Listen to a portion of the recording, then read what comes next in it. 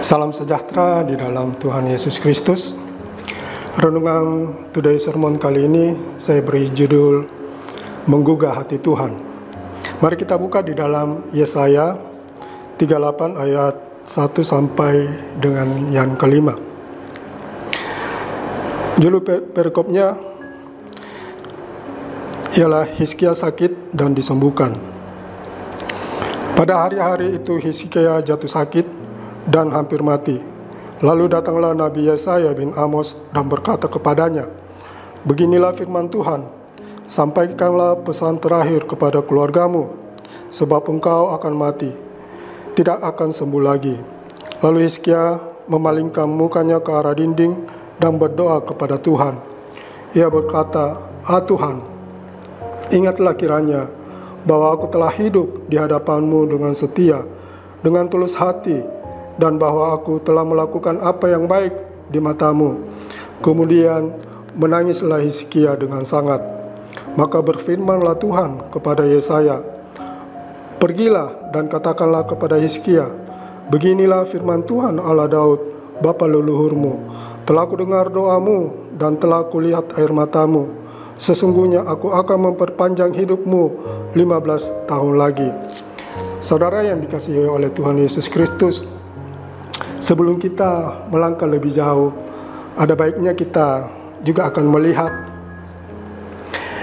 terlebih dahulu di dalam 2 Raja-Raja 18 ayat 1 sampai yang kelima tentang Hizkia. Di sini dikatakan dalam 2 Raja-Raja 18 ayat 1 sampai ke-5, "Maka dalam tahun ketiga zaman Hosea bin Elah, Raja Israel, Hizkia anak Ahaz Raja Yehuda menjadi raja. Ia berumur 25 tahun pada waktu ia menjadi raja, dan 29 tahun lamanya ia memerintah di Yerusalem. Nama ibunya ialah Abi, anak Sakaria. Ia melakukan apa yang benar di mata Tuhan, tepat seperti yang dilakukan Daud bapa leluhurnya. Dialah yang menjauhkan bukit-bukit pengorbanan dan yang meremukkan tugu-tugu berhala, dan yang menebang tiang-tiang berhala, dan yang menghancurkan ular tembaga yang dibuat Musa. Sebab sampai pada masa itu orang Israel memang masih membakar korban bagi ular itu yang namanya disebut Nehustan.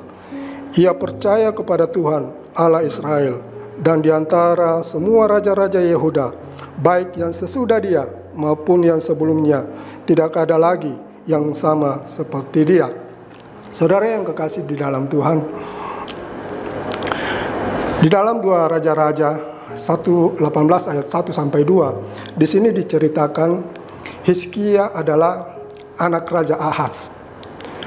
Dia berumur 25 tahun saat menjadi raja, dan 29 tahun lamanya dia memerintah di Yerusalem. Kalau kita lanjut tadi di pembacaan kita di dalam 2 Raja-Raja 18 ayat 3 sampai 4, di sana dicatat bahwa Raja Hizkia adalah seorang raja yang melakukan apa yang benar di mata Tuhan. Dia melakukan pembaruan religius dengan menjauhkan bukit-bukit pengorbanan dan meremukkan tugu-tugu berhala dan menebang tiang-tiang berhala dan menghancurkan ular tembaga yang dibuat oleh Musa. Di dalam 2 Raja-Raja 18 ayat 5, firman Tuhan juga mencatat kehidupan Hizkia, hidupnya percaya kepada Tuhan, tidak seperti ayahnya Raja Ahaz dan anaknya Manase.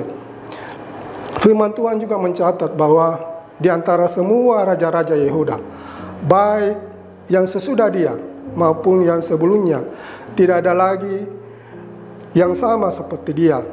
Ini menggambarkan dalam kehidupan Raja Hizkia ada kualitas hidup yang baik dan benar di mata Tuhan, yang menjadi nilai tambah yang tidak dimiliki oleh raja-raja sebelumnya dan sesudah dia. Kalau kita kembali di dalam Yesaya 38 yang menjadi ayat pokok kita, Yesaya 38 ayat 1, Hizkia diceritakan di sini jatuh sakit dan hampir mati, serta divonis akan mati dan tidak akan sembuh lagi. Vonis ini bukan main-main, karena vonis ini datang dari Tuhan sendiri. Vonis ini bukan datang dari seorang dokter atau seorang tabib, ya, tapi vonis ini langsung datang dari Tuhan melalui Nabi Yesaya, agar Raja Hizkia, ya, bisa menyampaikan pesan terakhir kepada keluarganya. Sebagai manusia, berita ini tentu sangat mengejutkan. Mungkin bagi Raja Hizkia ini bagaikan satu, ya, bagai petir, ya, di siang bolong, karena vonis ini datangnya langsung dari Tuhan.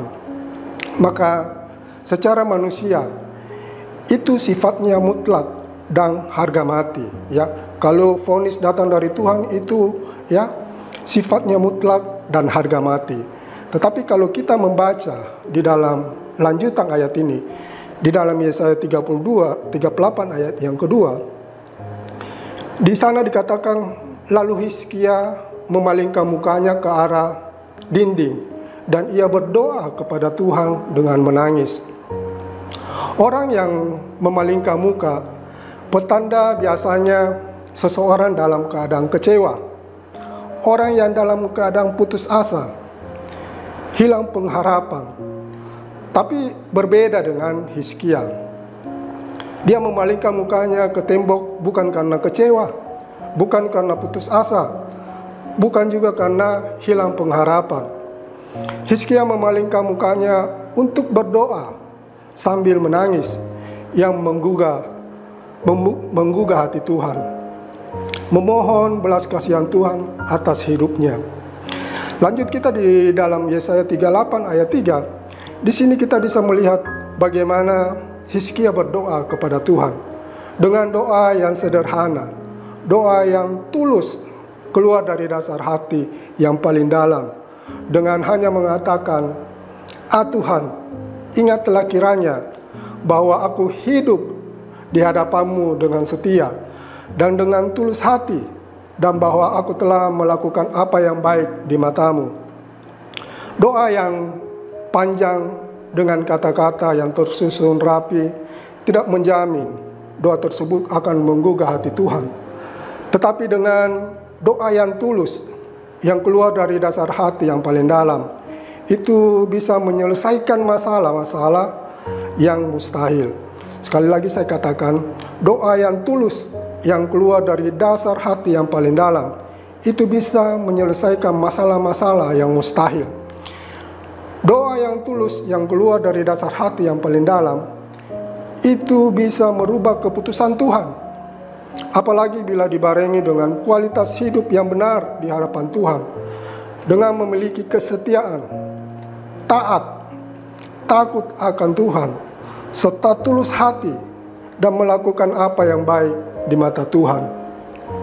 Kalau kita memiliki kualitas hidup yang baik dan benar di mata Tuhan, maka sama seperti Hizkia, bukan saja sembuh dari sakitnya, tetapi umurnya juga diperpanjang 15 tahun oleh Tuhan. Ini adalah satu anugerah yang besar yang tak dapat dihitung, yang tak dapat diukur secara manusia. Kita pun sebagai anak-anak Tuhan, kita harus imani apapun masalah persoalan yang kita hadapi, bahwa di dalam doa dengan sungguh-sungguh kita memiliki kualitas hidup yang benar dan berkenan di hadapan Tuhan, maka yakin dan percaya tidak ada yang mustahil bagi Tuhan. Amin. Buat kebenaran firman Tuhan, kiranya Tuhan Yesus memberkati kita semua. Mari kita berdoa.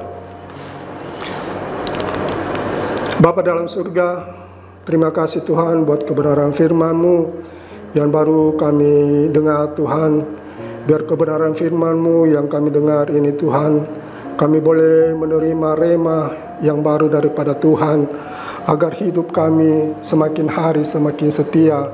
Hidup kami Tuhan semakin hari semakin berkenan di hadapan hadirat-Mu Tuhan. Kami boleh dengan tulus hati melayani Engkau Tuhan, dimanapun Tuhan Oh Tuhan, tempatkan kami Tuhan, sehingga kami Tuhan boleh menjadi alat-Mu, boleh menjadi saksi-Mu dimanapun kami berada ya Bapa. Kami bersyukur Tuhan bagi setiap pendengar yang sudah mendengarkan renungan ini Tuhan. Biar Engkau juga menjamah setiap kehidupan kami. Mungkin ada di antara kami yang sakit Tuhan.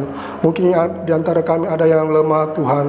Mungkin di antara kami ada yang mempunyai masalah pergumulan hidup Tuhan.